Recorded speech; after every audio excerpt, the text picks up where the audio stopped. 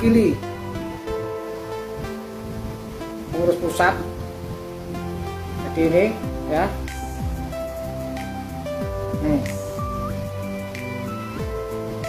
Saya kemarin juga diundang dalam acara Temu Kadang dan Deklarasi Pemilu Damai 2024. Banyak di TikTok yang ngomongnya sebetulnya tahu tapi dia pura-pura nggak tahu, tanya ini tanya itu. Yang jelas Temu Kadang Deklarasi Pemilu Damai 2024 Persaudaraan dari Trate sewilayah Madiun Raya yang diadakan oleh Esa Trate, kepengurusan Ketua Umum Mas Murjoko dan Ketua Dewan Pusat Mas Isbiantoro, serta ada pembina, Dewan Pembina yaitu Pak Lanyala Matalipe. Ini jelas ya. Ini bukan main-main. Desa Trate sudah ditegaskan tidak berpihak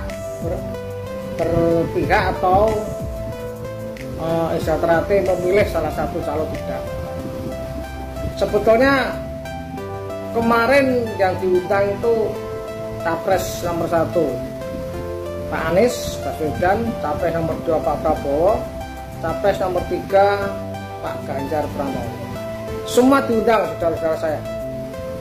Tapi kebetulan karena beliau itu memang sibuk dan tidak ada waktu, sehingga yang bisa datang hanya Pak Anies. Bukan berarti Desa Trate itu berpihak pada Pak Anies, tidak. Tolong bersihkan hati kalian, jernihkan pikiran kalian yang menganggap Desa Trate dibawa ke ranah politik. Banyak orang-orang di luar sana, saya tidak tahu itu warga atau bukan, yang selalu mencari celah-celah kesalahan dari pengurus pusat Madiun yang dipimpin oleh Mas Murjoko. Semua diundang dan saya pernah ketemu dengan tim sukses ring satunya Pak Ganjar Pranowo, ketemu di Solo. Beliau ngomong bahwa Pak Ganjar Pranowo tidak bisa hadir karena kesibukan yang sangat luar biasa. Mungkin saat itu beliau ada di Kalimantan di mana. Terus Pak Mahfud waktu itu di Surabaya juga nggak bisa hadir. Jadi jangan berpikiran bahwa yang diundang hanya Pak Anies, terus Desa Trate dibawa ke Pak Anies untuk milih Pak Anies, bukan. Itu adalah fitnah dan tuduhan jahat. Desa Trate tetap berdiri tegak, tidak berpihak kepada manapun, karena organisasi Desa Trate ini tidak boleh berpolitik. Ingat, organisasi Desa Trate tidak boleh berpolitik. Tetapi warga Desa Trate harus bisa dan pinter berpolitik. Ini yang perlu kita garis bawahi.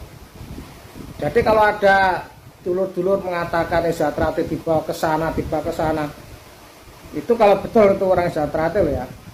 Tapi kayaknya yang komentar-komentar itu bukan warga Desa Trate. Dan memojokkan ada amplop isinya uang 100 ribuan, ada 3 kalau nggak salah. Terus ada stempel Desa Trate, entah itu stempel rantai atau cabang atau pusat. Saya nggak memperhatikan betul karena nggak penting menurut saya. Itu suatu fitnah yang sangat keji.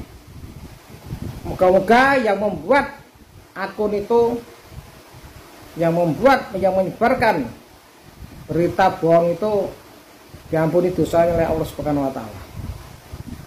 Semoga segera diluruskan jalannya, mumpung belum terlanjur parah. Sekali lagi, deklarasi damai temu kadang deklarasi damai pemilu 2024 itu yang dimaksud oleh pimpinan Ejatrate ini tidak berpihak kemanapun, tidak berapresiasi kepada partai manapun. Ejatrate tetap Ejatrate. Yang pertama. Yang kedua, untuk capres ketiga-tiganya diundang. Sekali lagi, capres ketiga-tiganya diundang, baik dari nomor 1, 2, dan 3. Tapi kebetulan yang bisa datang adalah Pak Anies. Bukan berarti Ejatrate milih Pak Anies atau Ejatrate milih Pak Prabowo, Ejatrate milih Pak Ganjar, bukan. Kebetulan yang bisa datang adalah Pak Anies. Dan di dalam sambutan Pak Anies tidak mengatakan apapun tentang pencapresannya.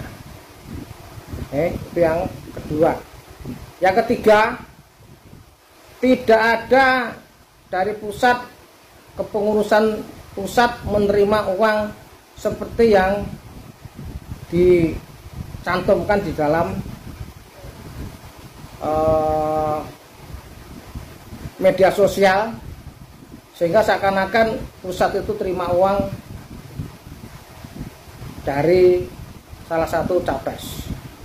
Ini adalah tuduhan jahat, fitnah, dan itu tidak benar. Itu saudara-saudara saya yang perlu saya sampaikan. Sekali lagi saya mewakili pengurus pusat. Di sini sudah jelas saya sebagai apa. Semoga penjelasan saya cukup bisa dimengerti, cukup bisa dipahami. Kalau seperti ini pun juga masih belum paham dan mengerti atau pura-pura tidak mengerti, semoga segera diberi pengertian oleh Allah Subhanahu wa taala. Itu dari saya.